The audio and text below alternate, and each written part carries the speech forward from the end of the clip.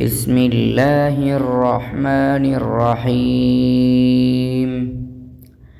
إذا زلزلت الأرض زلزالها وأخرجت الأرض أثقالها وقال الإنسان ما لها يومئذ تحدث أخبارها بأن ربك أوحى لها يومئذ يصدر الناس أشتاتا ليروا أعمالهم من يعمل مثقال ذرة خيرا يره ومن يعمل مثقال ذرة شرا يره.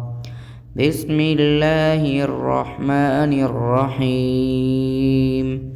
إنا أعطيناك الكوثر فصل لربك وانحر إن شانئك هو الأبتر.